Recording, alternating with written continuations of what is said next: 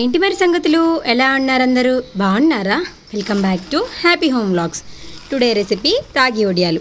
ఈజీగా ఇంట్లోనే చేసుకోవచ్చు. ఇవి మా బాబు కోసం చేశానన్నమాట. ఏదైనా పప్పు చారు ఏం చేసినా సరే వాడు వడియాలు బాగా ఇష్టంగా తింటాడు. అందుకోసమే ఇంకా హెల్దీగా ఉండాలనేసి రాగి వడియాలు చేశానన్నమాట. మీరు వినొచ్చు ఎంత క్రిస్పీగా సాఫ్ట్గా వస్తాయో, భలే అనిపిస్తాయి తినడానికి కూడా.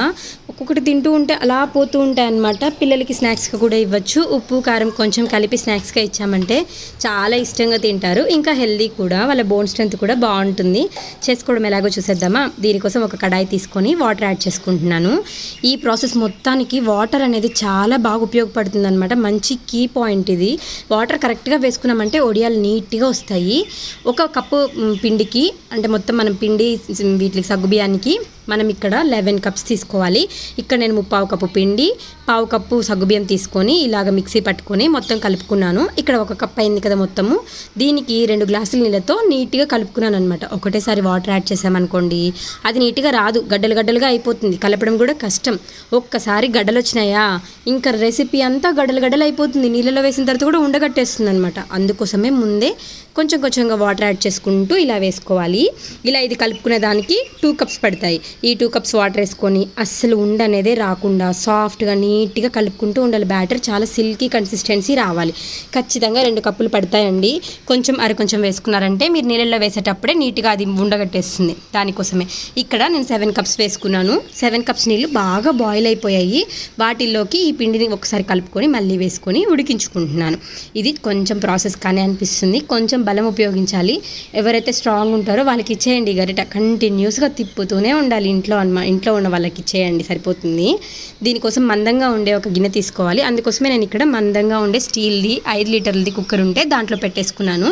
ఇలాగ తిక్కవడం స్టార్ట్ అవుతుంది అన్నప్పుడు పచ్చిమిర్చిని దంచి పెట్టుకోవాలి ఉప్పు వేసి. దాన్నే దీంట్లో వేసేసి నీట్గా కలుపుకుంటున్నాను. ఇలా మొత్తం అంతా కలిసిపోయేలాగా కలుపుకోవాలన్నమాట. కొంచెం ప్రాసెసే ఇది, టైం పడుతుంది కానీ చాలా బాగుంటుంది టేస్టీగా. మనం కొన్ని టిప్స్ యూస్ చేయాలి. అంటే కంటిన్యూస్గా తిప్పుతూ ఉండాలి. వాటర్ మెజర్మెంట్స్ అనేది కరెక్ట్గా తీసుకోవాలి. ఉప్పు కూడా కరెక్ట్గా వేసుకోవాలి. దీనికి ఎక్కువ ఉప్పు పట్టదు కాబట్టి.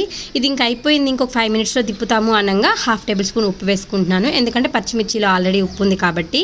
ఇది కంప్లీట్గా చల్లారనివ్వాలన్నమాట. దానికోసమే ఇలా పెట్టాను. దీంట్లో ఇప్పుడు నేను 1 టేబుల్ స్పూన్ నువ్వులు, 1 టేబుల్ స్పూన్ జీలకర్ర వేసుకునేసి నీట్గా కలుపుకుంటున్నాను.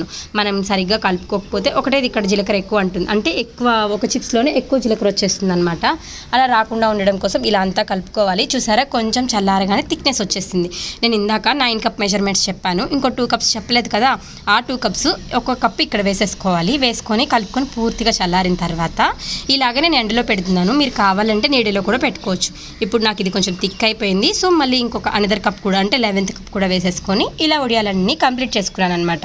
నాకైతే ఇవి ఎండలో పెట్టడం వల్ల మధ్యాహ్నానికి ఎండిపోయినవి. నీటిలో పెట్టుకున్నారంటే 1 డే కంప్లీట్గా ఉంచామంటే సరిపోతుంది. ఒకసారి అంతా ఎండినయా లేదా చెక్ చేసేసుకొని వీటిని డిమోల్డ్ చేయడం స్టార్ట్ చేద్దాం. దీనికోసం వాటర్ స్ప్రింకిల్ చేసుకోవాలి. ఈ వాటర్ అనేవి చాలా ఎక్కువగా స్ప్రింకిల్ చేసుకోవాలి.